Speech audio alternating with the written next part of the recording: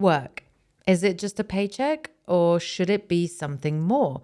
Our guest today, Ahad, is here to challenge everything you thought you knew about work, burnout, and workplace happiness. He believes work is purely transactional.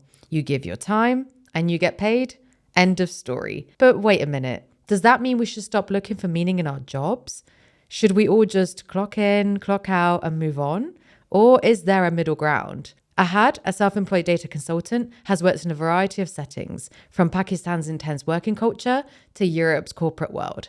And he's got some hot takes on why we might be getting work all wrong. I'm Daisy Laria, this is Realistic Happiness, and let's dive right in. A big thank you to Avery for sponsoring this episode. Ahad, it is a pleasure hosting you on Realistic Happiness podcast. Thank you so much. Should we do that again? Oh, you want to shoot it again? This was quite fun though. Yeah. So I'm expected to reply basically. That's it. I did not want that. You were just like, we can keep that in maybe. I always prefer it as candid as possible, right? So I'll leave it to Jamie to decide. So you recently did a TEDx talk on why people aren't voting anymore. So I found it really, really fascinating how you basically spoke about choice and compromise. So today I wanted to explore another choice, how we think about work and happiness in the workplace. Oh, this is exciting. Yes. Yeah. And I know you're quite opinionated about this topic. Yes. So if I was just tuning in and I was watching your episode today, Ahad, what can I expect from you today? Well, the only thing I want to say to you and to anyone who's watching is let work be work and not make it more than that. When you try to find meaning in things, that's where I think it starts to go wrong, because work is not really the place you can find meaning in. It's just a transaction, right? You try to find meaning in stuff that is more useful, like family, like some kind of passion that you're pursuing. But work, which is strictly between you and an employer, it's purely transactional. And how do I know that? Is when they lay you off, they just lay you off. They tell you, hey, sorry, the budget cuts, bye. What about all the intangible value and effort that you put in? It's all gone because it's not a family. It's not anything. Netflix says it's a team. Like we're like a highly functioning team, but I don't even think it's a team. It's just a contract. And just let it be a contract. Let work give you 100% because that's what's expected of you. But then tune off. It doesn't need to be engaging. It doesn't need to be fun. It doesn't need to be inclusive. It doesn't need to be anything, is what I'm saying. It's just work. If I give you something to do, you do it, and then you give it back. And the person should be like, hey, good job. Here's your money. That's the only thing I want people to get out from this conversation. We should just cut it here. You've just made the point. I'm kidding. No, because I feel... I mean, what I preach is the complete opposite, where work should be meaningful, work, should be purposeful, should drive you forward in life. You know, this is what you're known for. How do you have like a healthy boundary with work as well, where, you know, you are having good relationships. Like I love having teammates as friends. Right? I think that's really important because I'm spending 8 hours plus a day with these people or remotely, but always like in touch with these people. I also believe in the management relationship as well. You know, you have to trust them. You have to, confide in them sometimes. Like you see some things at work and you're like, is that normal? Is that ethical? Like who do I trust to tell and report that thing, you know? And also HR, also the mission. So I'm a believer of like the opposite. So this is why this conversation today is really, really interesting because I'm open to exploring all sides of work, of boundaries, of attachment, because people attach their success, to work, which is also toxic, which I think so. Yeah. For me, I think the most important thing, Daisy, we need to understand is I'm not against most of what you said. Making your workplace a better place, connecting with your colleagues, challenging them, improving them, that's all fine. That's all within the domains of what you can do. But that's because that's the only thing that you can control. How they react, how they respond, how they decide to do stuff, how it impacts your promotions, all of that is beyond what you can do. And when that passes this invisible threshold in my head of control and no control, I feel like I don't need to care anymore about it because it's not in my hands. So when it's not in my hands, why should I worry about it? So yes, Try to make your workplace a better place. I do that with my friends as well. I push them. We have accountability groups. We're like, you know what? Let's do better. And some of them are like, I don't want to do better. And I'm like, no, you need to do better. They're like, who are you to tell me why should I do better? I'm like, no, I think it's quite human to improve and become better. So I expect the same from organizations. I expect the same from governments. But the problem happens when you, as you said, attach your identity to work. So when I ask you, Daisy, who are you? What's your first reply? I was going to say a flower because I was going to joke. Yeah, work did bounce first, but then, work did come first. You can be like, I'm an HR consultant, or I am an HR recruiter, or I'm a podcaster. It is always, I'm a thing, a work thing. And then some people try to twist it on their head. I'm a father. I'm a mother. And you're like, no, that's also not good. That's a responsibility. That's, again, just a thing, just like work. It's something you do in life. That's still not who you are. It's a part of who you are. Who are you is a question that should not have a simple answer, because you are not simple. But it should not be work first. That's the thing that I really want to focus on. That it should not be work first. It can be anything else. That's people's choice.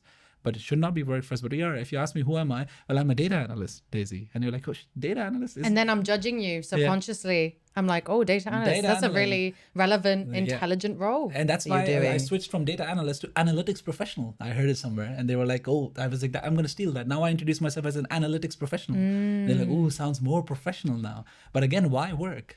Why is work so important than anything else?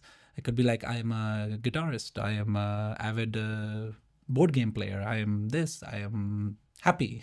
Whatever are you? That should be mine. I'm happy. Like, it should be anything but work is what I'm arguing. Why is it work? And I don't have an answer for that. Why are people attaching their identity to an institution that does not care for you as much? Right? That's the point I'm trying to make. No, and it's a valid point as well. And I feel like disengagement is higher than ever in the workplace at the moment. There's Gallup studies, there's Forbes studies. There was also research done on wellness, CCLA research, a huge one, with all the top companies, Uber, Meta, etc., and they all scored the lowest. Oh. Yeah, there was one company that scored 10 out of 10 with everything, which was HSBC, which is a bank, a British bank. I'm surprised. Yeah, I'm surprised too. And they're really, really like going well with the wellness and like treating their employees in a good way. But disengagement is really at an all-time high. It's quite scary. A lot of burnout rates as well, especially in the Netherlands, in the UK. In the US, they're like, they quietly burnt out. In the US, they don't even know what burnout is. They're all perpetually burnt out, I think. They're all burnt out, and they just push. It's the same as Pakistan. My brother is also right now working on a full-time job and also expanding my family business. And when I talk to him, he's exhausted all the time. And I'm like, why are you doing this? He's like, I'm going to retire early. I'm like, but is it worth it? Is it worth losing your 20s and 30s to enjoy your 40s and beyond? Like, focus on what you really want to do. Enjoy the life that you have. So people are burnt out all the time. The US and Pakistan, UK and Netherlands. And I think these big countries like US and Pakistan are the ones that are giving the bad impression. India, Pakistan, China, US. They give the bad impression to everyone else. Like, look, China is the second largest economy in the world. Look how successful they are now. Japan, the third or fourth largest economy in the world. Look at their work ethic. They work till 10 in the night. And you're like, is that the life you want to live, Daisy? To work till 10 in the night every single day? But then that's the transactional thing you mentioned, right? Like, if you do want to be the highest economy, if you want to be the most successful, like, do you have to just put in more hours and make more money per hour? But do you make more money per hour if you're working as an employee for a company till like 10 in the night, right? Yeah, but I agree with you. It is transactional. If people in China gave away their rights to their government because the government ensured them economic freedom, that you're going to become richer, let us just handle everything. And they're giving into they're basically completing their end of the bargain, right? Yeah. Here, we gave everyone freedom in the Netherlands and in Europe that, hey, human rights and everything. And that's why with these surveys, what we're proving is, okay, you're not holding up your end of the bargain anymore because apparently the people are burnt out. But are we asking for too much? Is that the flip side, that we had this kind of idea of what freedom of speech or like wellness in the workplace looks like, But has that been pushed too far? Are we asking for too much with wellness days and days off and unlimited holiday days and puppy yoga in the office and free lunches? Like, are we just taking more than we should give? I want to start with a disclaimer. I might not be the right person to answer this question simply because I have a different outlook to life, right? That's why I'm here. I'm explaining to you my opinion. So this might not apply to anyone who's listening or to everyone who's listening, that I just don't think of those things as important perks as much as luxuries, because where I'm from, in Pakistan, we didn't have any of those, right? And we still worked and we were still okay because that was the reality we knew. So this is going back to your point that yes, we have been exposed to a lot, and because of that we're asking for a lot. The question is, should we be asking for a lot, or like, is this okay? And I don't know the answer, but what I can say from my opinion is, I think if you have a public, like if you have a spa in your office and free massages in your office and all of that stuff in your office, and yet you feel burnt out because the work is too much, then you're focusing on the wrong thing, right? You're focusing on the wrong thing. It's not about that. It's about work being a part of your life and not all of your life. These big campuses, what they're trying to do is they're trying to keep you there 24/7. You would never want to leave an Apple campus or a Google campus because everything is there.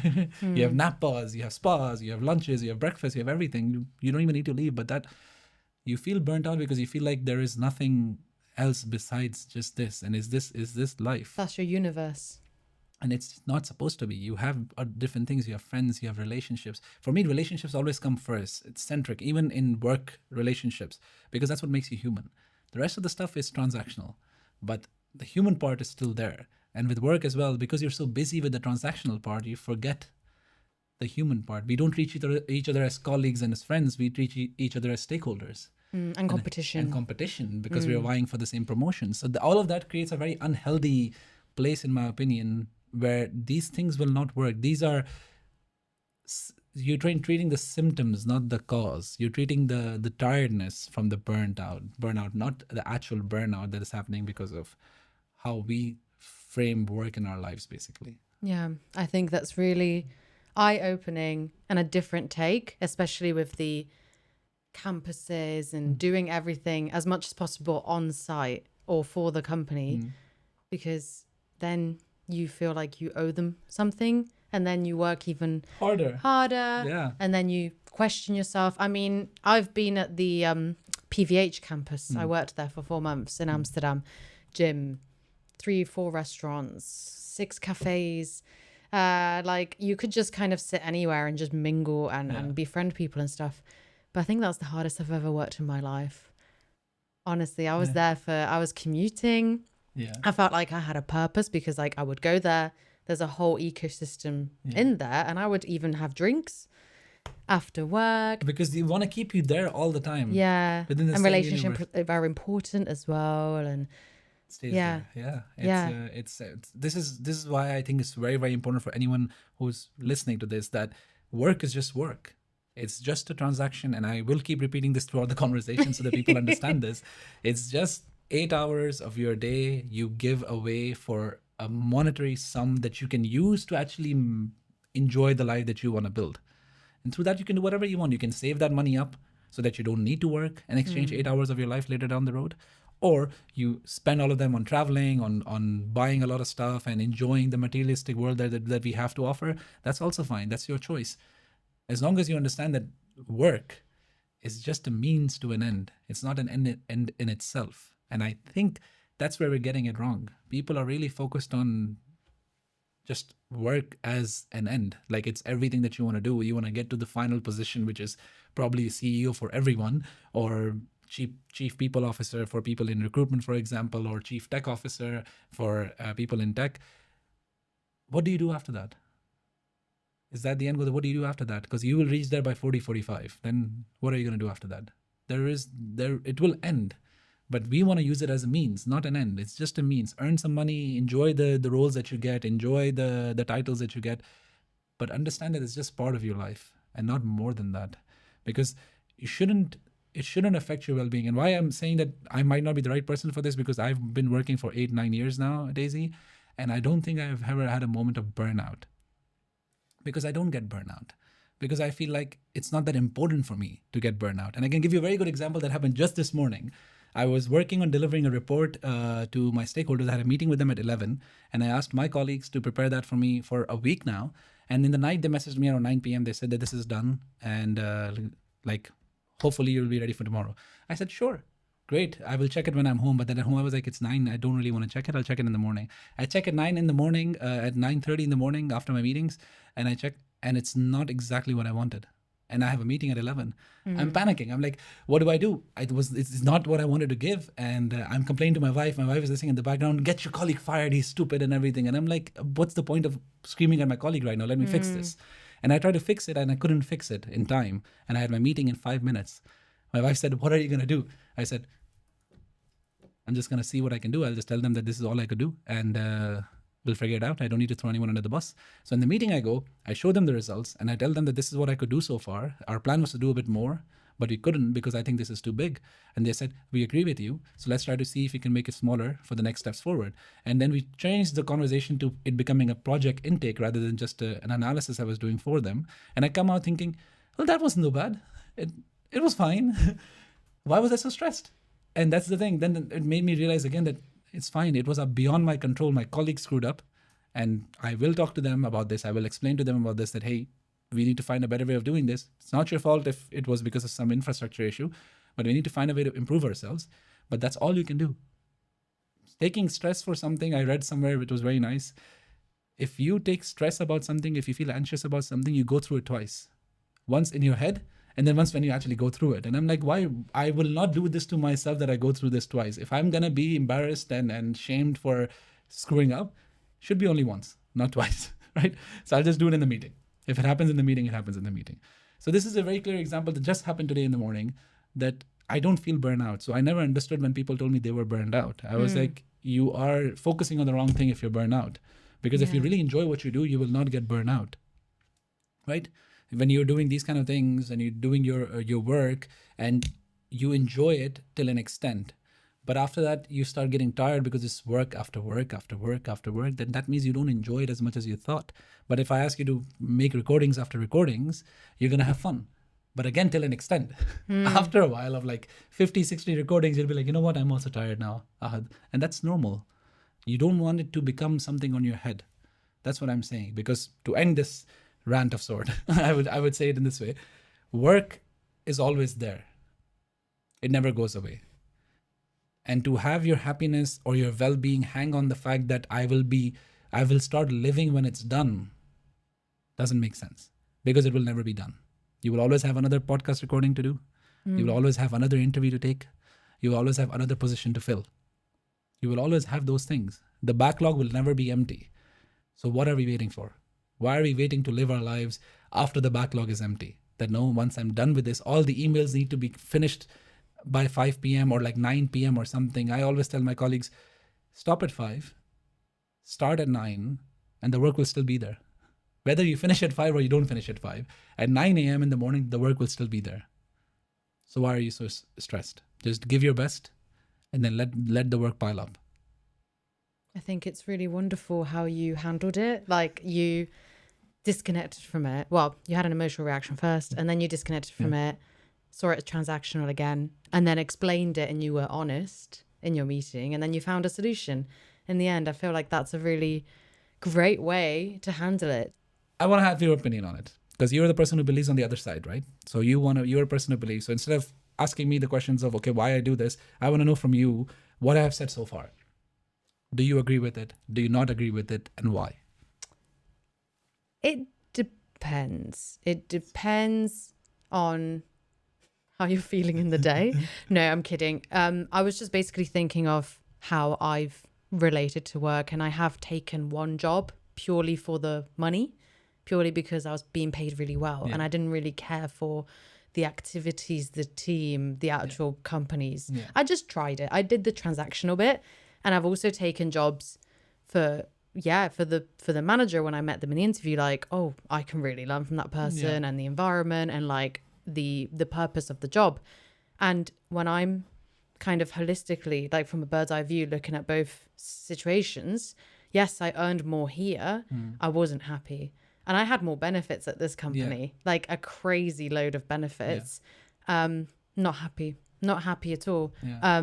Even though I was transactional and I found myself being faster because I wanted to just rush and be like, oh, I just want to get to lunch, like Yeah. I don't want my colleagues to bother me, or I want to just be finished with work so I can just rush and get home and be where I enjoy, right? Yeah. Whilst with this job, I was literally, we were arranging an event for the next day, a huge event, and like I asked for help from everyone, and everyone was blowing balloons, and it was like really outside of everyone's scope to arrange this event.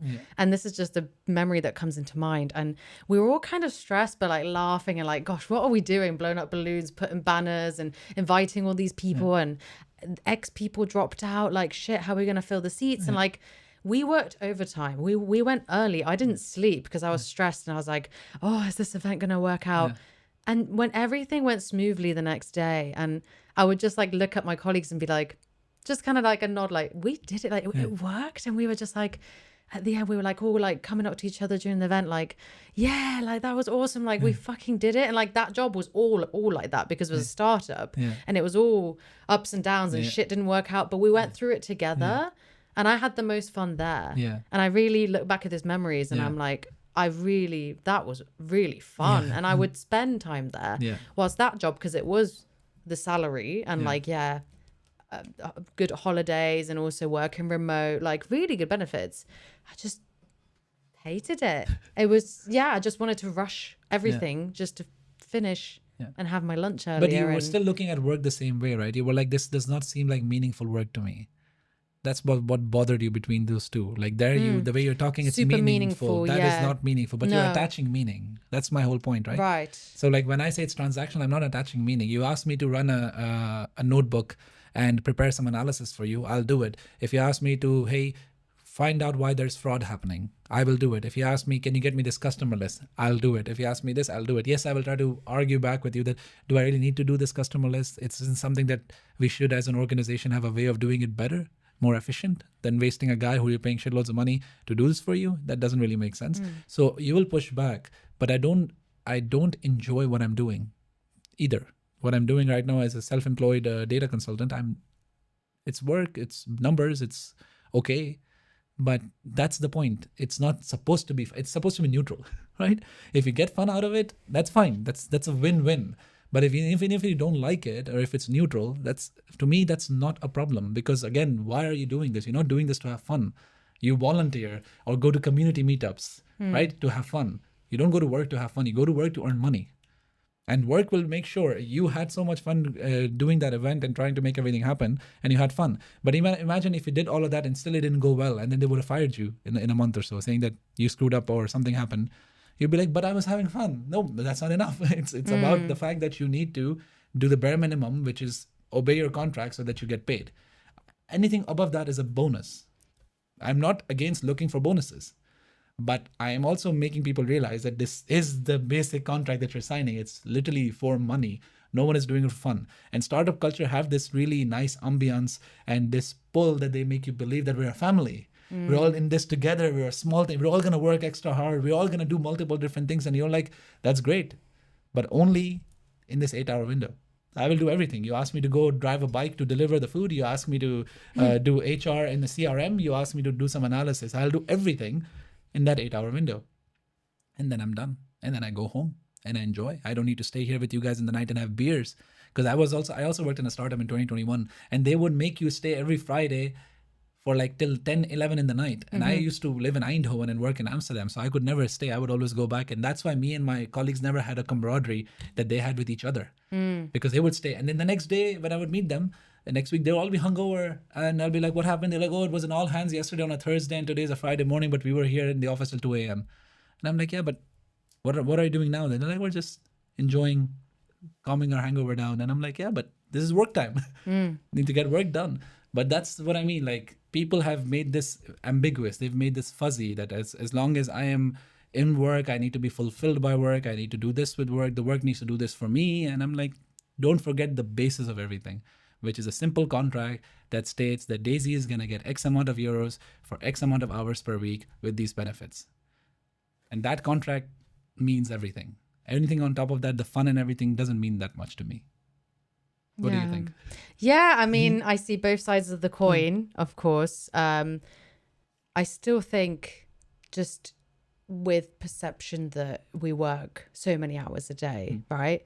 And again, I'm still thinking about your example and also my two stories. Time went really slow. Yeah. Even though it was 8 hours, it felt like 16. Yeah. If I just really was like, oh, I want this to be over. And even though I was good and I was fulfilling everything and doing all the projects and the tasks, that's fine.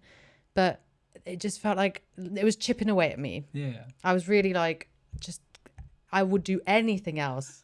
Please, I will do gardening. I don't know, I will go for a run. And I hate exercise. I know anything. But I am like in a contract. I am tied to this. This is what I decided. Yeah. And knowing that this exists, you know, I feel like a lot of people, if you'd ask them, like, if you had purposeful work, would you take a cut? I think people would say yes. I would. Yeah, you would. I wouldn't. You wouldn't. I wouldn't. You would be on this side. I would be like, pay me what I'm worth, and I will only take a cut for perks. So, for example, when I offer my rates to my clients, I always tell them that if you let me in less in the office, I'll give you a discount, because I don't want to come to the office.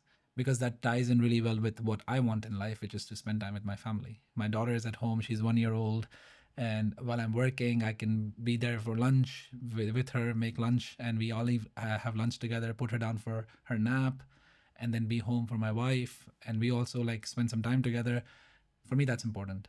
So I'm willing to take a pay cut for that, because again, that goes in line with what I want to do in life. That's your purpose. It's a bigger thing. Purpose, yes. And that may be my Pakistani culture bias that tells me that family is something you make everything around. Right. And in the Western world, it's you and everything around you. And that's why people try to fulfill that gap with work, because you yourself are not enough. So you need some purpose.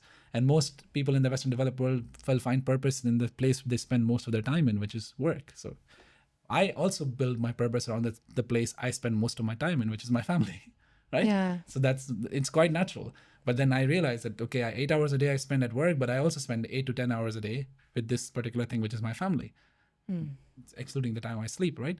So why don't I build my life around them? And that's how I'm building my life. For me, a high-paying job is very, very important, because I'm trying to build a life here.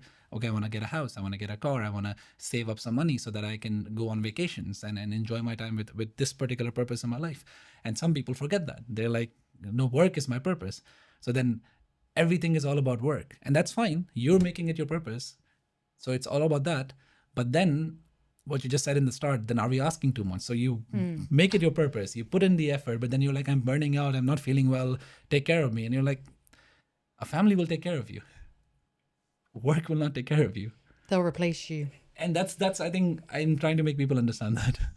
Something that gets drilled in our brains is corporate politics, right? Like, that's why you're present in the office. You make friends, you kind of go up the ladder, and you get noticed for your work as well, which is helpful for opportunities in the future. They refer you. This is generally how things go. So with like a transactional approach, it's helpful for, like you said, reorganizations, layoffs.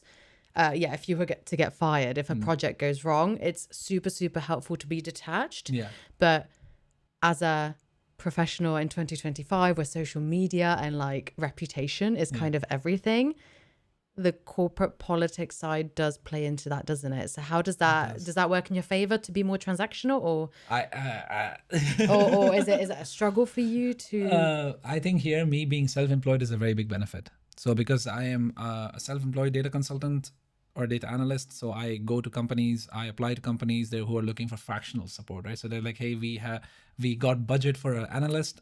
Can you come in and help us execute this project? So I go in and I execute the project and I have fun. I make jokes. I make people happy. I'm naturally good at that. But I'm external. I don't have any promotions. I don't have to worry about my job because the project ends, I'm leaving anyways. I don't have those worries that a full-time employee would have. Because of that, I don't need to worry about anything and I just move on to the next thing. I'm like, okay, bye. And you will give me a referral because I did my job. And that was what I was supposed to do. Was I a good person or not person? it does factor into it, but that because naturally I have a bubbly personality, so it doesn't really, I don't rub people off in the wrong way, but I don't do it because of corporate politics. I don't let managers talk down to me because I'm like, oh, this manager is going to refer me in the future. I just ignore the manager and just talk to the people I care about. And when they ask me for a referral, I give them one of the referrals of the people I care about that, hey, look, this is my product owner. He worked with me. You can talk to him. And they're like, oh, did he work well? Yes. Did he do good? Okay. Oh, you're hired. So as a self-employed person, I think I don't get to experience much of this. But in my first 2 jobs in Pakistan and in the Netherlands, I did have to worry about this. And in Pakistan, I used to stay at work till 1 in the night. 1 a.m. till night. Yes, there were stretches that I had to stay till 1 a.m. It was my career that was starting up, and it was in Pakistan. So in Pakistan, it is quite normal to stay till late. It is quite normal, just like Japan, to stay till your boss leaves. But the funny part was my boss was just a couple of years older than me, so he was also young. So he was like, don't believe in all of this stuff. This is old people stuff. So I'm giving you permission. You can go. But he would stay till his boss leaves because his boss is older than him. And his boss would ask him every single time, why did you let him go? And he was like, it doesn't need to be here. He did his job. So he was protecting me really well. But sometimes even he had to give in and he'd be like, Ahad, he told me to do this now. So you have to stay with me. Let's order some food and let's stick here till 1 in the night. I think every month, once or twice, I was staying till 1 in the night in this place. Because that's what was expected of you. And because of corporate politics and everything, I couldn't even do anything because I couldn't be like, no, bye, like I do here. I can't do there because that's a career. I'm not self-employed there. So I've been there when I was young and I saw that life. And in the Netherlands as well, here with the startup culture, they did not renew my contract after 2 years, simply because they were like, we don't think you're putting in initiative enough. You're doing what you're told, but in a startup, we need more. And I'm like, if I'm doing what I'm told, if the transaction is being complete. So then now the employer is asking you, they're expecting more of you. And I'm like, right? But why should you expect more from me when I'm doing what I'm supposed to do? And you want more intangible support for which you're not paying. But when time comes for you to hold up your end of the bargaining, when you are starting to downsize, you don't care about that intangible effort. You're like, bye, I have to downsize. I'm sorry. So for me, it's not a fair transaction to have anything but money. Money is a very fair transaction. You give me this much for this much. Everything else, do for me, I will remember it and all of that stuff. And take care of me and I'll take care of you. All of that is in the air and something I can't control. So I just let it go. So corporate politics is something I never really focused on. I never really involved in. What I can say is, yes, don't piss people off. Be nice. Just do your best. And there are people who are difficult to work with. Just find a way to work with them and adapt to it. For me, it's relatively easier. So maybe for some people who are listening, they might be annoyed. They're like, what do you mean just find a way? So I'm sorry for that. But for me, it's just relatively easy because I'm a easygoing person. If a person wants to talk a lot and tell me what to do, I'm like, sure, I will figure it out. Then I do whatever I want anyways. And then I come back and I tell them, oh, I tried, but it didn't work. And I did this. So you have to find a way that works for you. As long as you don't piss people off, I think you're fine. But that's basic etiquettes. Like, again, something I'm biased that I already know. So I wouldn't know how else to explain it, basically. We have big news. Avery is now an official sponsor of the podcast. You know, I don't just partner with anyone. We've been quite picky because if we're working with someone, it means they genuinely align with what we believe in too. And that's why I'm really, really, really excited to introduce you to our long-term podcast sponsor, Avery. Let me be clear first. Avery is not another clunky ATS. In fact, it's the complete opposite. It's the AI-powered upgrade that hiring teams have been waiting for forever. I've been in recruitment for a decade, and honestly speaking, the process has barely evolved. CVs go into black holes and automatic rejections occur. Disjointed hiring systems. There's a tool for CVs, another one for interviews, another one for sourcing. I mean, come on. Avery fixes all of that.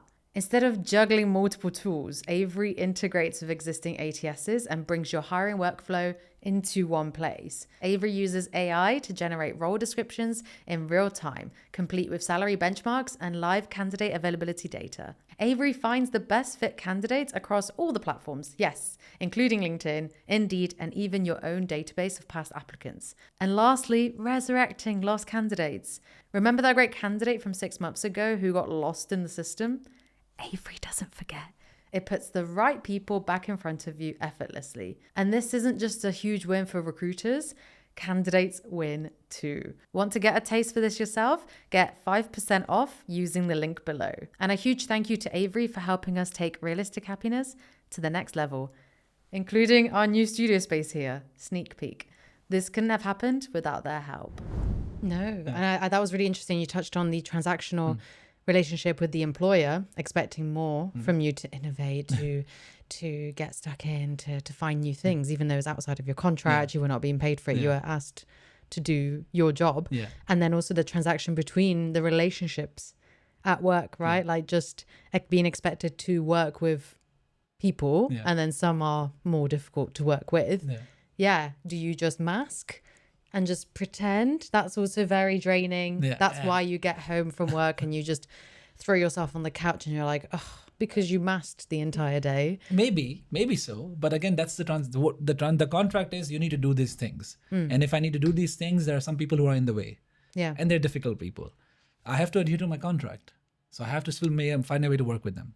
So that's why when I say work with them, I'm not saying, oh, do more effort than you're needed to. It's part of your contract, right? If it's part of your contract to be an analyst and deliver projects, you have some difficult stakeholders. It's part of your contract, part of your job to figure out how to handle those stakeholders, or else you're not doing your job. Then what money you're getting paid is not fair for the work that you're doing. So you have to figure it out. And as a consultant, I think the pressure is even higher because you're paid above market average salaries. So they expect you to know more. They're like, you should know. And I tell them my expertise is stakeholder management. So they're like, oh, you must know this then. And I'm like, yeah, well, I said it, so I must know this. So I have to find a way. And that's my job. I come in and I start unblocking stuff. I'm unblocking. I talk to people, get them coffee, get them tea, get them whatever they think that's really nice for them. And then figure out a way to break that contact and get through. Because that's the job I'm being paid for. Not for talking to them, but getting my job done. And if they're in the way, remove any obstacles on the way, right? I find that finding commonalities. I've had some really difficult stakeholders, particularly in Dubai. I fantasize Dubai a lot, and when I actually finally got the opportunity to recruit there, they work 50-hour weeks. Dubai. So my family works in Dubai. My family lives in Dubai. I hate Dubai. Well, that's extremely transactional there. 50-hour weeks. But also work is your status there as well. You're in a buckload as well. But you can't do anything with that buckload because you don't have time. No. You work from like 9 in the morning till 9 in the evening. That's what I was going to say to you. Like is that the price to pay for a good life? Because we work, I think, what is the amount? It's like 90,000 hours in our lifetimes. So is that a good enough exchange? Transactionally, like in Dubai 50 hours, here 40. Even less. I do 32. You do 32. My wife does 24, 27. But is that a good price? For me, that's where I would even go less if it's possible. And then if I get paid less, that's also fine, because for me, I know what my priorities are, right? So for example, for my wife, she works 3 days a week, not 5 days a week, because she says, I want to spend time with our daughter. I'm like, good. And for that, do I need to compromise and work more than 3 days? She's like, yeah, we'll work 4 days, but not 5 days, because you also need to spend time with your daughter. I said, sure. So I work 4 days. She works 3 days. I support her. I compromise by working more because I know that she really wants to be with the daughter. And then she helps me out by doing more housework, more domestic help, because she's more free. So that way we compromise for each other and find a way that works for us. In regards to the transactions we're having with the employers, we are working less than needed. If someone asks me 40-hour work week, I'm like, no, I will only work 32, max 36. I need 1 day free, no matter what. That's non-negotiable. And they understand. And I also tell them I will only be able to work in the office once a week. They're like, can it not be possible 2 days? I'm like, no. If you will hire me, you need to understand it's going to be 1 day a week. And then they think about it. Then they come back. They're like, no, your profile is too good. Okay, 1 day a week. And now I'm in some of the places I worked in Vodafone. I'm the only person who's 1 day a week and my whole team is 2 days a week. And they ask me, when are you coming to the office? I'm like, only on Thursdays.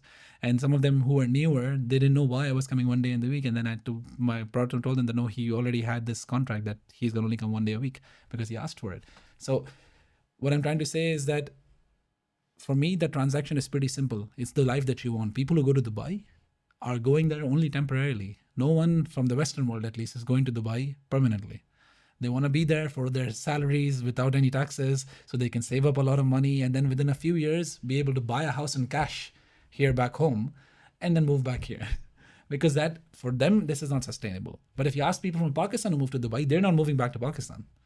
For them, the life in Pakistan, life in Dubai is amazing, because in Pakistan, you're still doing 50-hour work weeks, but you're getting paid less. Here, you're doing 50 hours work weeks and you're just getting paid more. So for them, the difference is only that, oh, I'm getting paid more for my work. So the transaction makes more sense. So it really depends on how you perceive the world in front of you. And for me, the biggest struggle with this whole topic and this whole issue is, how do you change, Daisy, someone's perception? Because when you try to challenge someone's perception, you're challenging their beliefs, you're challenging their identity. If work is your identity, right? If you tell me that, hey, I am a recruiter, and I go like, no, you aren't a recruiter, you work as a recruiter, the rest is all just in your head. You will be attacked. You'll be like, what do you mean? You cannot tell me how I feel, right? You cannot tell me how I identify as, and that's true. But I can tell you what you're thinking is through empirical evidence that no, that can be improved. So let's talk about it. And that is very difficult to do. So when I tell to people that I hate Dubai, simply because I don't think the life there is worth living, because I live here, my family, my sister works in Dubai, my brother-in-law works in Dubai, my older brother works in Dubai, they go like, how can you say that? Such a good life here. I'm like, no, it isn't. You guys haven't seen the good life, because that's the life, the only life you know. And I would never compromise this by going there. But you guys need to know this. And I'm not saying this to tell you that, oh, look, I live a better life. No, I'm telling you this, expand your mind, challenge yourselves, find an alternative, even if it doesn't work with your perception. And that's the most difficult thing that I have to do. And that's the most difficult thing that I struggle with as well, Daisy. So if you have any opinions, first on what I'm saying, and then secondly, how can I say it better? I would love to hear your opinion. I mean, I've worked really hard to not make work my identity. I mean, I was, even at the passionate job, even at this job, you know, I really get attached to the outcome and the status and what people know me as well. But with your situation with your family being in Dubai, that's perception, isn't it, of what you value more? Is it family? Is it relationships? Is it life outside of work? Or is it your status, money? And even for them, it's temporary. What you're prioritizing is for life. And even with myself, what I teach about workplace happiness, and it's not pure happiness. I'm not saying like everyone has to come in and be like, yay, like rocking at 8 a.m. like woohoo with cowboy hats and throwing coffee everywhere. That's not what I teach. I teach balance, boundaries, saying no. You know, maybe happiness is a con what I'm teaching, but it's just more about exactly what you're touching on. Like, what do you prioritize? And you can make work, I believe, meaningful and interesting, and you actually want to be there instead of transactional. Because I was also thinking to the transactional stage I was in, where I was just kind of popping in here and there. We could work 1 or 2 days a week in the office. And then I had a target on my back at this job, because people were saying, oh, she hasn't integrated. You know, like she doesn't talk to anyone. She sits in the quiet area. She doesn't come for lunch or anything. Like what's wrong with her? So when you're quiet, you know, and just, I know this is a very Gen Z as well kind of mindset at the moment, clock in, clock out, work is work. Kind of like your kind of transactional ideology. But you really, I had a target on my back straight away. Because like, oh, she doesn't like belong essentially. And then I got called up on it. You know, and then I lost that job as well. That's how. Whilst in this one, where I was really part of the DNA, and it was really meaningful. And I was like, I didn't have to do the extra hours, but I did, because I was like, I want this to be perfect. I want this is going to reflect me, right? And I'm really enjoying working with my colleagues as well. That ended up going, wow, like there was respect everywhere. We had really open conversations. So I don't know whether I just experienced two alternative universes, but I just found when it was more transactional, I just had more of a target on my back because I was quiet. I was never in the office. I wasn't a team player. Whilst in the other one, it was, like I was really part of it. Yeah, I understand. But I think, again, for me, what I hear when you say this, what I perceive here is that in one place you were putting in the extra effort because you felt like you wanted to put in the extra effort. And this one, you didn't feel like putting in the extra effort, and you call it extra. But I'm calling it that is part of the clocking in and clocking out, like having lunch with your colleagues. That's part of your job. Again, part of the contract that you're signing. Hours, right? That you get paid for 8 hours. You don't get paid for 7 hours. So that lunchtime is still an hour you get paid for. And that hour is for socializing. And that's something we need to do, for example. So I'm a big fan of this. I tell people when I go to the office once a week, I'm like, stop work, let's talk. And they're like, what do you mean? I'm like, work is at home 4 days a week.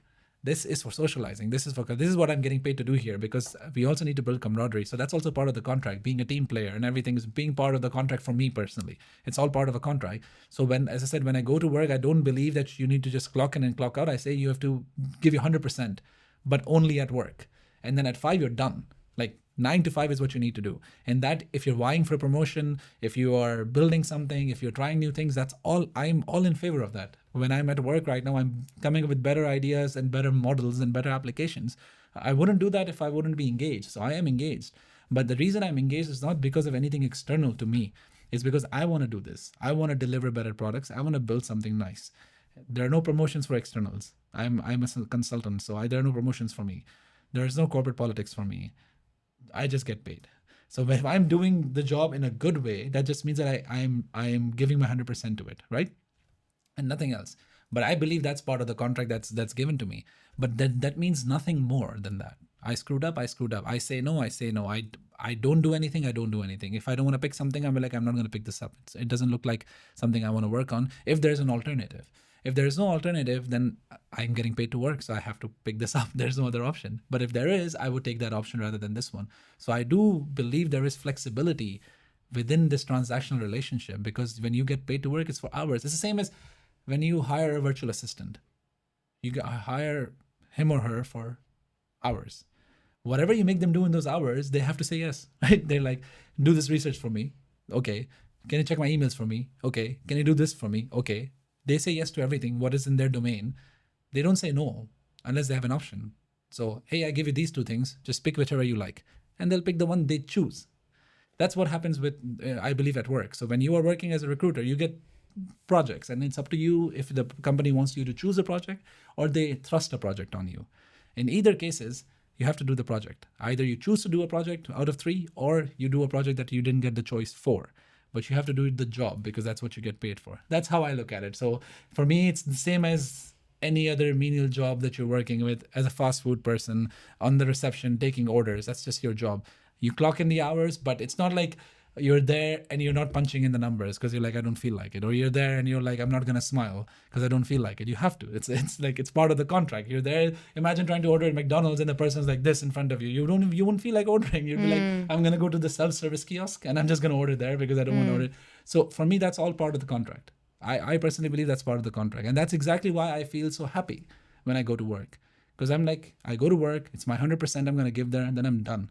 I come back home, I don't care about my work anymore. I'm going to enjoy my life. I'm going to do everything. Was there work after 5 p.m.? Yes, there was. Do I need to do it? No.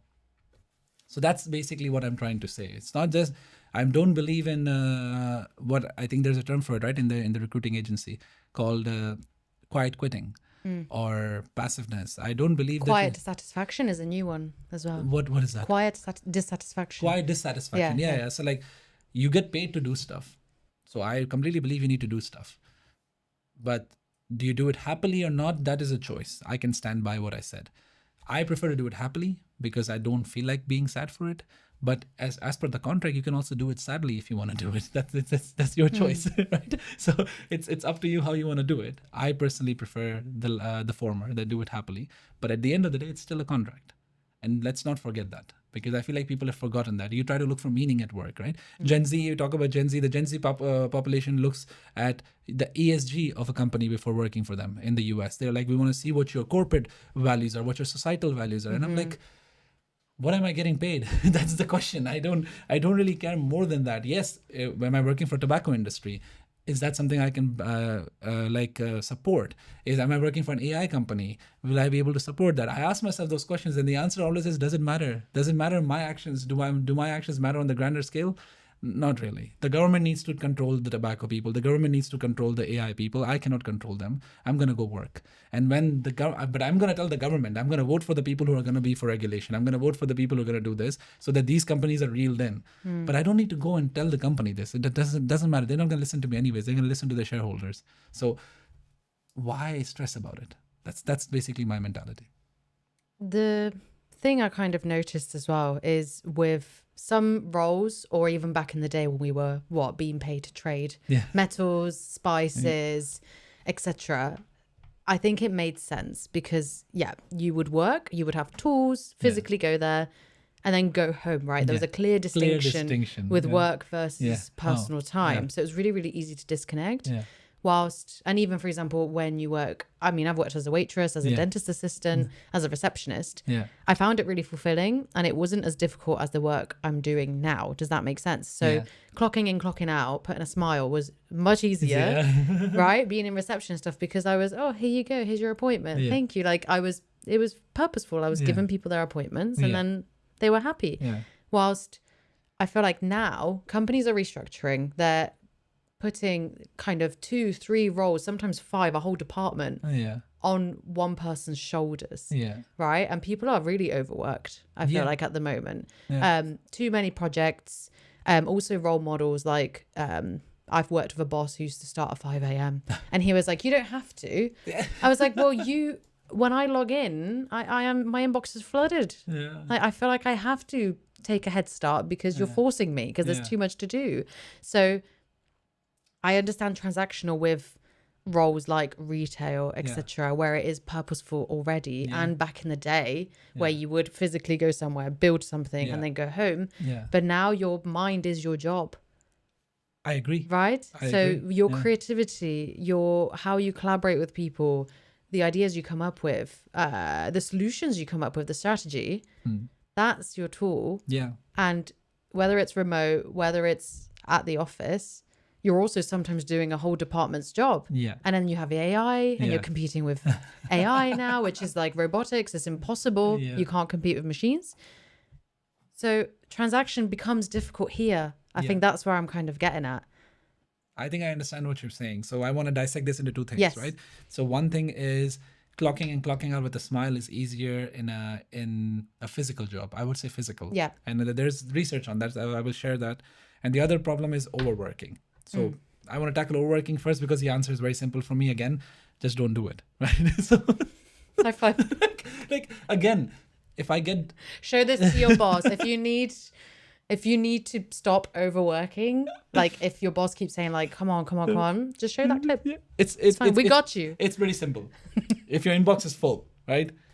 You go through them one by one. You answer them as much as you can. You do your stuff. And at 3 p.m., your boss asks you for the status report of the other project. You go like, I was answering emails. They're like, but that wasn't that important. Then you be like, if it wasn't that important, don't send me those emails. Because I was replying to all of those emails. Here's the log of what I did. I was not wasting time. I was replying to those emails, and I'm one person. This is what I mean by overworking. Overworking is a very simple solution. There's a very simple solution to that. It's just that we don't want to accept that. We don't want to accept that we're inadequate. We don't want failure. Right. That's a people problem, and employers take advantage of that because they're like, we know you wouldn't like to say no, you wouldn't like to fail, so we're going to give you all of this stuff and expect you to just stay quiet. But you don't need to, and you don't need to also throw a tantrum that, oh look, I'm not going to do all of this stuff. For me, it's just like, I do what I can, and they ask me, I'm like, I didn't do the rest because I couldn't. There was no way for me to do it. Why didn't you tell me about it? Next time I will tell you about it. Right? Simple as that. And next time I do, they're like, okay, this is it. Then I go like, oh, so you want me to do this, but then what about this? Because this is in my backlog. Oh, then do this one first. Okay, then I will ignore this one, right? Simple as that. You create your boundaries, what you said you already do in your trainings, right? You create your boundaries, you tell them, I'm not going to overwork because I'm getting paid to work. Again, going back to the same thing, working 40 hours a week. That's all I do. You can't push more stuff on me just because you don't want to spend money on more resources. That's your problem. Boom. I'm not judging you for it. That's your problem. I will protect myself because that's what I can control. I can't control how you want to do your spending. I can only control what I do my work at. And I'm doing that. And I'm protecting my job by letting you know with proof that this is what I did. I wasn't wasting time. So it's not like I'm inefficient or something. I'm doing my best. But this is what I do. So that's done. Overworking, right? That was what I wanted to say. The other thing about mind and knowledge work versus physical work, there is actual research that says that, yes, problem with work of these days, especially knowledge work which you do, what I do, is there is nothing tangible that comes out of it. In your case, there's still something more tangible. There's a recruit. There's literally a new person that shows up in the office. That was thanks to you. But in my case, it's mostly software. It's mostly insights, mostly customer behavior, mostly money going up, right? But that's not tangible. You don't feel it with your hands. And there's research that says that we're evolved to always feel like everything is tangible. Whatever we build, the tools, the fire, the food, whatever we did was very tangible. And nowadays work is intangible. So that also makes you feel unfulfilled.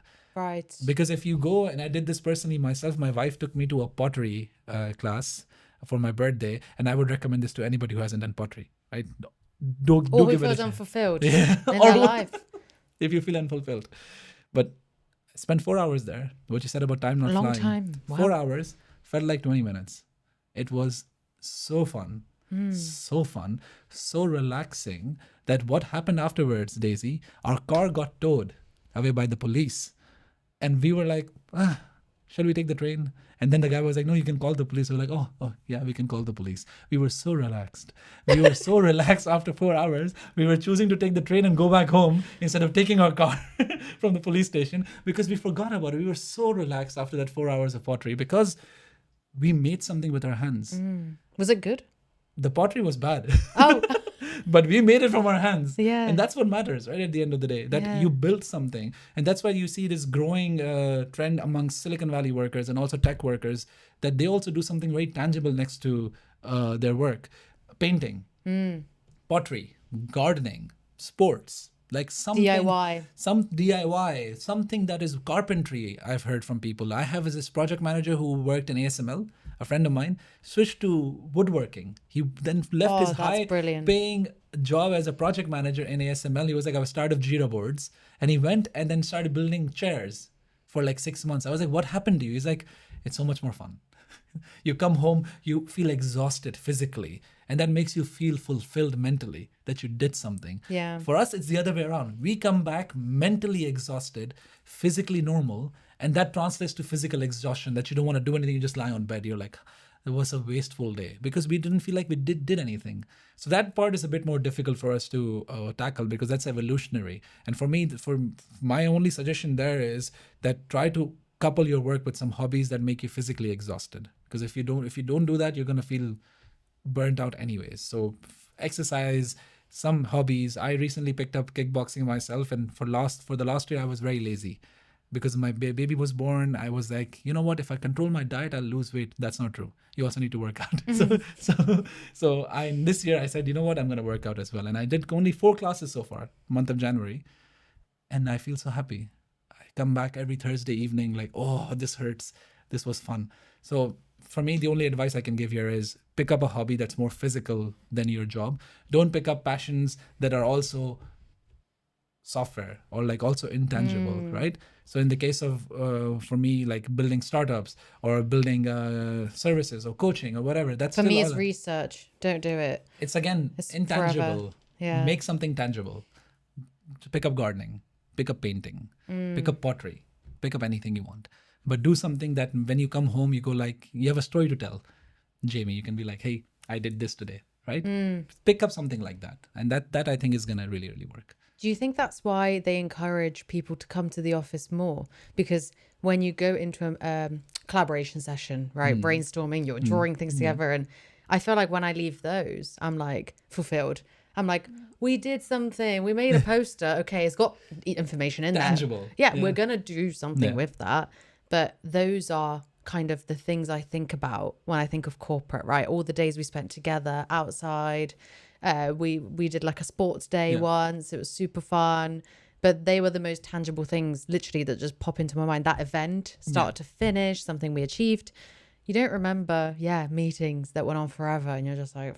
Exactly. And that's the problem. I agree with you. Yeah. And that's what I'm also conflicted because I told you what my purpose is, right? My purpose is family. No, also like family.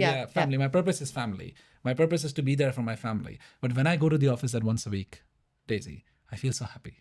I feel like, wow, this is so much fun. Would I be able to do this every day? I don't know. But this is so much fun. It's so much fun to just see people and talk to them and catch up with them and have meetings where we're debating and discussing physically with each other rather over Zoom screens when someone's mic shuts off and something happens, right? It's more fulfilling because we are humans. We love that human connection. So I don't know, is the answer going back to the office? I don't want it to be. No. But it's that you need to find a way to make it more tangible because the answer is not Miro boards or Jira boards or any other sort of board, right? And the answer is with something tangible that you do. And that's why, going back to the initial point of this conversation, it doesn't need to be work. Tangible doesn't need to be work. Work is just a transaction. If you do stuff on the side that is more tangible, you will feel more fulfilled. So I know people who only work and they have no other hobbies. And they're one of those people who feel like they're exhausted. They're like, we're exhausted. I'm like, because you're not doing anything but work. And work is not tangible enough for you. So you feel exhausted. They don't do anything the whole day. They're sitting and working and then sitting and watching TV. Nothing else. So I'm like, you need to go out, meet people. You need to go out, work out. You need to pick up some hobbies. You need to do something in your off time, because the work that you're doing is not physical. So you do feel exhausted. Find your meaning elsewhere. Don't find it in work, because you are bound to fail, right? You can't find any meaning in a software work. I love building code. I love looking at how things, that's what developers tell me. I love building codes, but most of the time developers are busy with merge requests and bug fixing, and no one wants to do bug fixing and maintenance, but that's part of the job. So you will never find fulfillment there, for example. So find it somewhere else. That's what I will always keep saying. But when you, for example, your ASML friend who did the hobby and now he's a woodworker, completely changed. Yeah. I feel like that's what also happened with Jamie with the video work in this spare time, and then he moved on to doing that as a job, realizing I have a friend who was a fashion designer, and then now she's a yoga instructor because that's something she enjoyed in her pastime, and then does it as a business. And me with the podcast, with workshops, I want to do that full time. It was like seen as a like lecturing at university and stuff. I was like, oh, like it's tangible because it's start to end. People come up to you at the end like, congrats, that was amazing. Yeah. And I love that. And I love workshops as well, bringing people together, coming to a conclusion, right, with something. So that's what I'm going to do, right? And it's something I explored as a hobby all last year alongside my job. But that's what gave me energy. That's what made me realize like, oh, shit, I can do something really, really fun and fulfilling and tangible and could be, as my job. So that's what I'm going to do this year, essentially.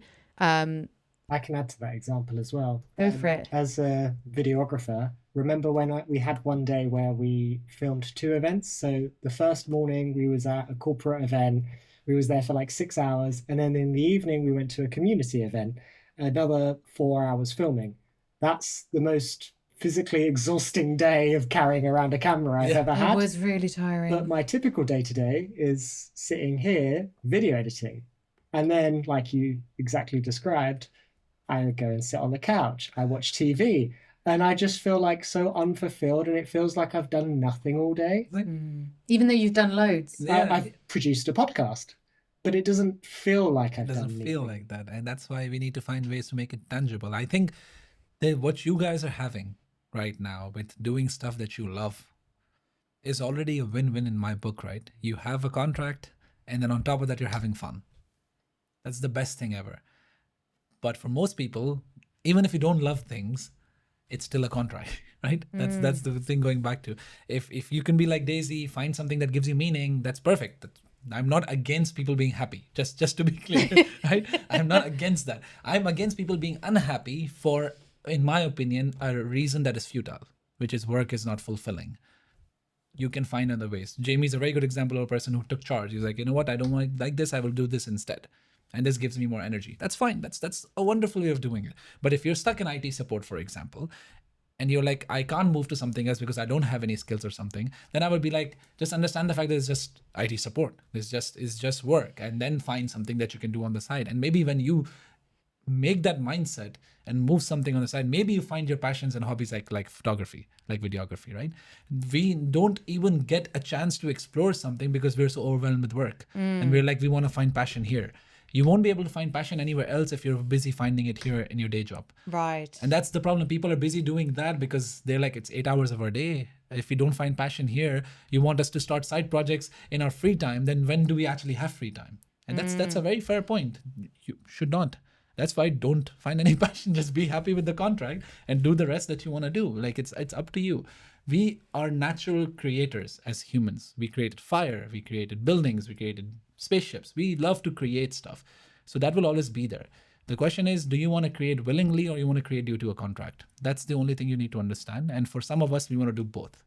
Like you, Jamie, me, we are examples of people who do have day jobs. And then we decided that we want to do something else or we want to do something on the side. And that's also fine. for me, for example, it's also doing something else on the side, next to the something that I do on the side, which is taking care of my family, being there for them, cooking food. Like, for example, in our house, we cook food on a daily basis almost. I cook food on a daily basis almost. And I'm against eating pre-cooked meals. She's like, when I have something, I'm like, no, we're going to make it fresh. She's like, making it fresh is an effort. I'm like, I'll make the effort, right? Now I'm getting a bit lazy after the baby. I'm like, it'd be nice if there was someone who can cook for us. But it's the start to finish. It's a tangible... It feels so good when you make food. Yeah. Oh, of course, I would love it if someone could be there just to prepare the ingredients so that I can just do the cooking part. Hello Fresh, I believe. But they still have you to cut. So I'm like, if someone just prepares everything and then I can just throw it in, be a good, you need a sous chef in life. That's what I'm looking for, a sous chef for my chef. If anyone needs a hobby, could be a hard sous chef. Yeah. So this is an example of something that I don't want to compromise on. You want to cook at home every single day, at least 6 days a week. And then one day you eat out if you want. But you want to do stuff that is important to you, that's important to your core. Taking care of yourself, taking care of the people around you, that's my core. And everything I do revolves around that. And that's the point I want to leave you with. I also want to challenge you a bit, because there has been studies that proves, well, a high percentage of people, I think it was, 49% of people said that they feel more productive and have a bigger output in their projects, in their work, when they felt happier. Yeah. At work? Yeah. At work. Yeah. Okay. Yeah. So how does that accommodate to just sucking it up? You're being paid at that contract, and then you can find fulfillment, in your spare time. Well, I can't argue with hard numbers. I'm a data guy. So that's the first thing I want to put out, that the data is there. I'm not arguing against it. I'm arguing against the hypothesis of it. So you are looking at comparing people who are, for example, happier at work versus people who are unhappy at work. My argument is you don't need to be unhappy at work. Like, that thing should not exist. So then you can have a comparison, right? I agree with you, what you just said. If you're unhappy at work, it will affect your performance. It will affect your productivity, because you feel like, I'm not fulfilled here. I'm not this, I'm not that. My argument is you should not feel that in the first place. If you don't feel it, your productivity levels will be not that much different from a person who's happy, because you'll still be delivering, because you'll think of it as a transaction. For for me, what I would compare this to is a family relationship. You're from Italy, right? So you can also relate to it a little bit. Sometimes family is exhausting, but you still want them there. Sometimes family is annoying. Sometimes family is toxic, but you want them there. And you put in the effort to maintain that relationship. You're like, you know what? Mom's annoying, aunt's annoying, but she's my aunt. My grandmother's annoying, for example, but she's my grandmother. I still want to call her once a month to ask her how she's doing. Do I want to? No. Do I have to? Yes. Right? But do I have to? Not really. I can just always ignore her. But my mom says, do it. It's good for the family. So I do it. And my grandmother then tells everyone, oh, one grandson of mine is the one who calls me every month, and it's this one, and he calls me every single time, and she's so happy. The happiness she gets just by me calling her once a month, even if I don't want to do it, but I get the job done, and there's something that positive comes out of it. That's how I look at this as well. It's not something per se that you really need to have fulfillment from. It's something you need to just get the job done. And the mentality shift is what I'm looking for in people. If you look at it as a problem, your productivity is going to suffer. Everything is going to suffer. Your output is going to suffer. But if you look at it as nothing, like something you want to make it as positive, but otherwise nothing, then it won't affect you much. When you get up in the morning, personally, I have a morning routine. I like to stretch in the morning. I like to meditate, give myself some time in the morning. And I fail at it 8 out of 10 times, Daisy. 8 out of 10 times. And the 2 out of 10 times that I actually am able to do it, I don't want to do it. What does that mean? I don't want to do it. I get up, I sit down, and I'm stretching. I'm like, I hate this so much. But then I feel happy afterwards because I did it and I feel better now. That's how I feel when the paycheck drops into my account, right? That's how I feel. I'm like, well, it wasn't that great, but now I can do the things that I really want to do, right? So that's how I feel about work. It's just a transaction, just something you do so that you can enjoy the life afterwards. Giving it meaning is a subjective choice. My advice is don't try to give it any meaning, because probably you're going to get more hurt than you're going to be more happy. Because not every employer is going to be like that gifted employer like HSBC. Right? Yeah, we all want to work there now, don't we? I was going to say, when you hear about these companies, though, that do initiatives like this, like the off-sites and the retreats and puppy yoga and the lunches. Oh my gosh, I worked at one company that had like lunch takeaway every day. Yeah, guess who went to the office every day? Me, because I wanted a different lunch. Yeah. So what I totally understand. Like, I feel like we're we're aligning a bit, like with our philosophies, to just essentially, just not see it as bigger than it is. But then what if you see other employers doing cool things and you're like, I need a bit of that. I want an offsite. My company doesn't do that. They don't give a shit. So then with comparison, or you speak with people, right? ASML, etc. Like other people that are like, oh, my company's so cool. Like we went to Spain and we had like a brainstorming session about Q1. And I'm like, oh, great. I answered an email at 3 a.m. because my boss is in Japan and he wanted something urgently. So how do we then think of transactional when our reality doesn't really match, and then everyone else is doing it, and you're comparing. You're comparing yourself to people, right? For me, again, being a beneficiary of being self-employed is that I don't get on any of those perks. I don't get offsites. So in my company, like Vodafone right now, they all have their offsites. My team members literally go on trainings on offsites. I'm not allowed because I'm external. I'm not internal. And they come back talking about how they had so much fun. They were drunk and everything. And I feel sad. I'm like, oh, I wasn't part of that. But I was like, well, hey, I can be, but I have to pay myself to do it. And I don't want to pay myself to do it. So I'm like, it's okay. Like you can't miss what you don't have. Is what I think about. So I never had proper offsites because I was mostly working as a thing. With Fast Night, yes. They took us all the way to Belgium for a Halloween party, for example. And where I dressed up as Les Casa de Papel, the people with the masks and everything. And we had so much fun. We were up all night. People were drinking. People were having fun. I had my tea with me. And we were having so much fun. But then I'm like, okay, at what cost? The cost was them saying you need more initiative. You need to do more. Because look what we do as a company for you need to do more. I'm like, I don't want that anymore then. If that is the price I have to pay, I don't want that anymore. And I think that's the reality of those things. When you have those massages, when you have those spas, when you have those wellness retreats, you have all of those stuff. They do all of those perks for you so that they can then ask you for more. And at the end of the day, I don't want to give more than what I'm getting paid for. Some people also argue, don't do all of that stuff. Just let them be remote and give them more salaries. They will get their own massages. They will get their own offsite retreats. They'll get their own things that they want to do. But no, we don't, because we want them to work more than what we pay for them, not less or not equal. So I don't believe in that philosophy. So you compare, that's quite human. I also compare, everyone compares. But what you just said in the start with my example of I had a reaction to screwing up with my meeting and then I stopped myself. That's human. Compare yourself. You will never be able to stop it. But then catch yourself. Hey, I compared. Am I getting any value out of it? Not really. I move on. I'm not saying don't compare. That is bad advice because it's human to compare. Compare and then let it go. The moment you realize how much you can control with your mind, it's baffling to me how much we are the victims of our own mind. Our mind controls most of our problems. If you don't think of it as a problem, it suddenly goes away. And it was shocking to me that happened. I have been struggling with my weight for years. And I was talking to this therapist and she told me the moment you decide that this eating all of this food is not as important as losing weight is the moment you won't even feel like it's an effort.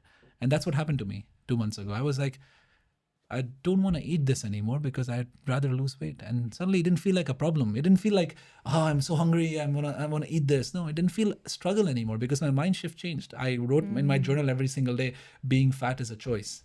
Make a better choice. Being sad at work is a choice. Make a better choice, right? So this is the same example. Like it's up to us how much we control. Going back to what we talked about, your locus of control, we really underestimate how much we can control and how much we cannot control. In both cases, we underestimate. So take a stock of what you see around you and see how much of that you actually control. Your well-being, your happiness levels, the amount of water you drink, the amount of vitamin D you get, all of those things, you'll realize you control those things that help you feel more happier, the amount of workouts you do. And then look at how much things you care about that you really don't control. Is my employer taking me on offsite retreats? Are my colleagues what are my colleagues thinking about me? Are my friends having more fun than me? And then you realize that all of that is not that important because you can't control it anyways. If you focus on this won't matter anymore. So that's what I would say on that. So I'm listening to this. I'm on board. I'm like, Ahad, great. I'm not going to answer those emails after 5. I'm going to clock out. I'm going to be transactional. But what's the worst thing is that the people who the enablers, the people who continue, right? Your colleagues who wake up at 5 and start at 5, the colleagues who pick up projects after work on their weekends. And essentially they're just making you look bad, even though you are the normal person who's doing their job at that allocated time of the day. And then you're enjoying your family time, or you're enjoying hiking, or you're enjoying being with your friends. You're having your own offsite. You're having a holiday with your friends. Yeah, exactly. But there are a large majority of the people who just say, yes, okay, I'll do that, and just suffer in silence, want that promotion. So how do you then compete with those people? I have no idea. That's a very good question. And I don't think I'll be able to have a concrete answer on that, because it's a top-down problem. People, you cannot make change alone. As I said about these ESG initiatives as well, right? You alone cannot change the mindset of so many people. You can only control yourself. Does that mean you put your well-being first over your promotion? That's a choice, right? It's a choice you're making. It's a choice I'm actively making. The reason I went into freelancing was because I didn't want to make this choice where I had to play employee of the year at the cost of my family. Now I don't care. I'm working at a place for 6 months to 12 months, and then I'm like, bye, I'll go work somewhere else, because I don't need to worry about promotions all the time, because I don't want to put in more effort than I am. I agree with you. The system is rigged. The system wants us to work more, and we have enablers around you who will try their best to screw you over as well in trying to becoming like them. That's all true. And I don't know how to fix it. I'm just lucky enough to be in a situation where I can control it much better. So that's all I can say. Yeah. I think it also makes you feel, like you said before, inadequate. Yeah. Like, wow, are they superhuman? Yeah. Are they just burnt out and working through it? Yeah. Early heart attack? Or am I just lazy? Yeah. Am I just entitled? Yeah. It's true. But that's also fine. Like, because I come from a country like Pakistan. If Ahad from Pakistan was looking at Ahad from the Netherlands right now, he'd also be saying the same thing. My God, you're privileged. Working 32 hours a week, traveling 3 to 4 times a year, having to work from home for 4 days a week. Is this heaven? Because Ahad from Pakistan is living a completely different life. My friends tell me, you've made it. I'm like, not really. Look around me. You'll see so many people who are much better than me. And they're like, to us, feels like you've made it. Because if we could have this kind of a life, we'd be happy. So it is always comparing yourself with others and feeling like, am I less or am I more? And that's what I said. Control what you can control, which is yourself. How you feel or how you feel in front of others is something you can control. So you stop that voice from getting in, or you explain to that voice that this is not true. But if others are getting promoted more than you because they are burnt out perpetually and they want to get those promotions, that's something you can't control. So you have to let that go. You have to be okay with the fact that you're going to be there's a word for a lateral kind of a career rather than an exponentially high career, because you are making a trade-off. You are saying that my well-being, in my case, my family, is more important to me than my jobs. And that's fine. That's a choice that I'm making. For some, there isn't. Whatever I'm saying right now will not make sense to that high achiever who's like, I want to become CEO before 45. Yeah. I couldn't care less. I get energy from it. I am happy with it. It's my purpose. It's my goal in life, Ahad. I don't have a family. I have a dog at home. I don't really care about anything. Go for it. I can't say anything to you. You don't want to believe in this transaction of a contract. That's your choice. I will never stop you from it. But for me and most people, we are making a trade-off. And we have to be aware of the trade-off that we're making. And in most cases, people are trading off their health for this elusive career that they probably are not going to get. And this is something my wife's family member told me, that the career journey is like this, right? So you only have one CEO on top. But everyone is vying to be a CEO. It's a losing race. There's a 99% chance you're not going to make it because of simple statistics. One job, 1,000 employees aiming for it. How many are going to win? Right? So do you really want to aim for that kind of a thing? That's the question I ask myself. And that's why I focus on, okay, no. If it happens, it happens. As long as the money that I'm earning is fulfilling my life right now, the rest will just come. I don't need more. Because for me, job was always a means to an end. It was just money in transaction for my effort so that I can do what I want to do in life. And I don't think being a CEO would help me, because that would really mean me being away from my family. And I wouldn't really do that. So that's just my choice. I think it's yeah, you've touched on something so important. I don't know if you've ever been a manager before. No, with a freelancer, you can't be a manager. That's the one thing I really don't like about it. I would love to be a manager. You don't want to be a manager, No, especially a middle manager. Oh, yeah. It's the worst position. Yeah, I've heard things, but I want to be a manager once at least. Just experience it. Just to experience. Just And to tell I the feel story. like I'm a people person as well, right? So I feel like I really enjoy nurturing other talent. I would really have fun. Yeah, doing there's that. a lot of pressure. Yeah. The fun bit is the nurturing Yeah. the people and getting to know different people's Yeah. personality types and how they like to be managed, etc. The motivating, but yeah, the constant like something goes wrong, it's your fault. Yeah. The first people to go in a layoff, etc. Yes, restructure usually is the middle middleman in managers. management, always. Yeah. Yeah, and I've spoken to people who have been CEOs, who've owned companies, who've been millionaires. And fucking hated it. Like so many people. I think it's a complete illusion. I think it's lies that people tell themselves.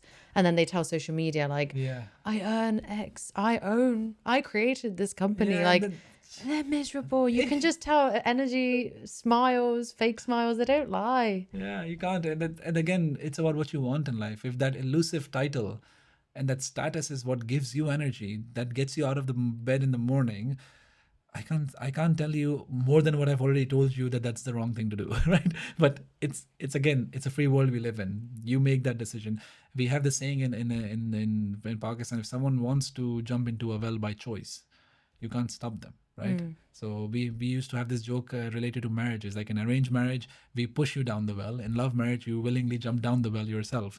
So from that analogy, I'm bringing this: that if someone wants to jump into a well, fully knowing till an extent what they're doing, it's a free world. My job is to make sure that they fully know what they're doing. If they know, then sure. I still after talking to that therapist, I still am struggling with my weight. It's not like I'm not, but I'm fully aware of what I'm doing. I'm like, okay, I know this is stupid. I have tomorrow, I don't know if you or Jamie watch wrestling, but I'm a big wrestling fan. And tomorrow it's the Royal Rumble. It's one of the biggest events of the year, and it's going to happen in the night. And I've already planned what I'm going to eat. And there's a lot I'm going to eat, right? So I already planned that. And I'm like, okay, that's the only thing I want to eat. And then I'm not going to eat anything for the next whole month, sugar-wise and anything-wise. And I'm aware of it. I'm like, am I making a mistake? Probably, but Royal Rumble happens once a year. So it's okay. We're going to do this. And we're doing kickboxing, we're doing other stuff. So you are aware of your actions. Doesn't mean you're going to stop them immediately. So my job is to make people aware, make sure that they understand the consequences of what they're doing. And then if you want to jump, right? I can't stop you. And I also love like the mindset shift in general of how you can view your job, right? And also how do you view your personal life? Something I teach as well. Yeah, just to reclaim your power and not give other people the control or the power, right? It's the least you can do with this ever-changing restructuring, layoffs, AI world as well.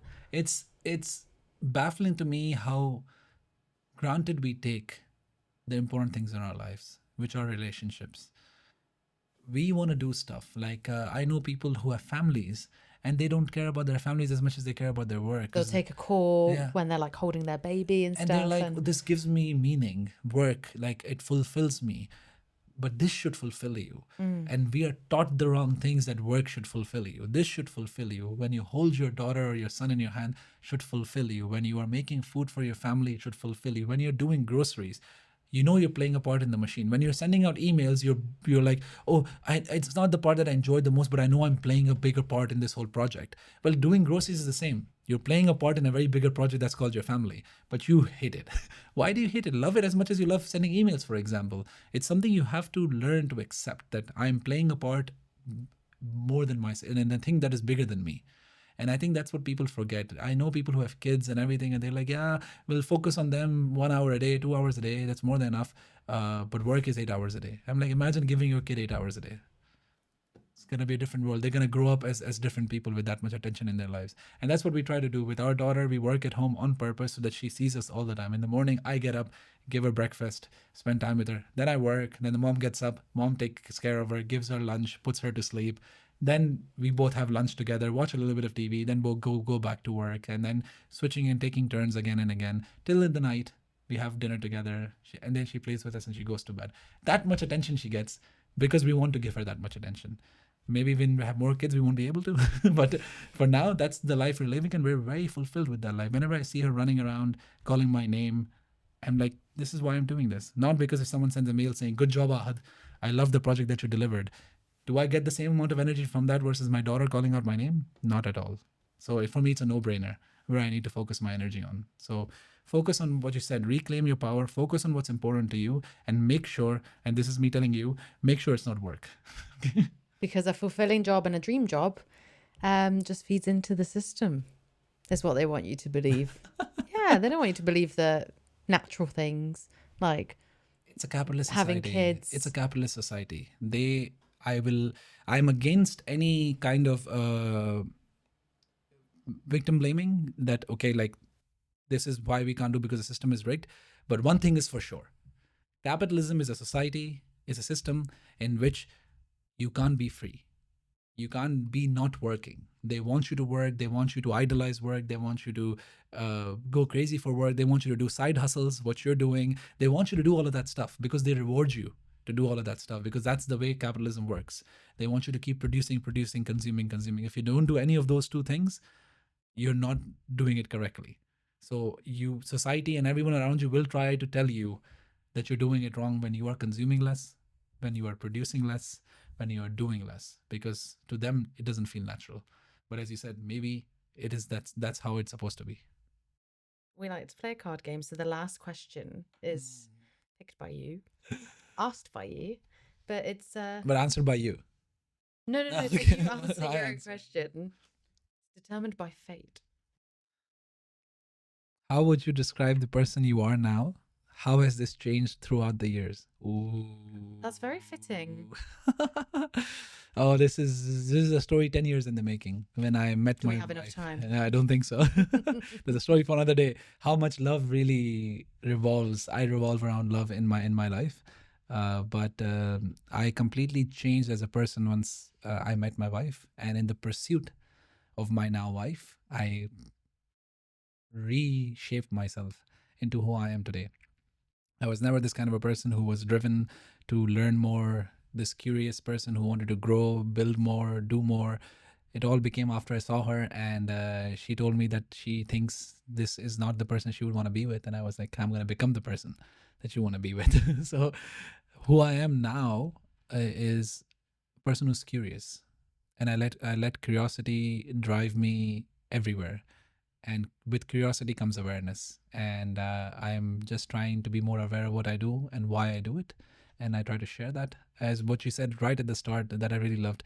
Like we all should be like curious 4-year-olds, asking questions, understanding more about us, understanding more about the people around us. That's how I would describe myself. And that's a person I am now after a lot of work. Because before I was a person who knew it all, couldn't care less to grow, couldn't care less to listen to other people's opinions, couldn't care less to do anything in life. There's this word for it. I was drifting. I'm a drifter. I was just drifting through life. And once I found my wife, it became more a purpose-driven life. So that's a very nice question. Yes. I would say. A beautiful way to end this episode. Thank you so much, Ahad, for sharing your perspective on how we should view work and life and, having meaning in general. Oh, thank you so much for having me. I hope it was fun. I hope we got to share stuff that was a bit different, a bit new. And I hope we all learned a little bit today before we more than we did yesterday. So. Yes, I definitely did. Comment below as well in the episode. Do you want a fulfilling job that makes you really, really happy and is purposeful, or would you rather it be transactional? I want to know. Ahad, thank you so much. Thank you so much, Daisy, for having me.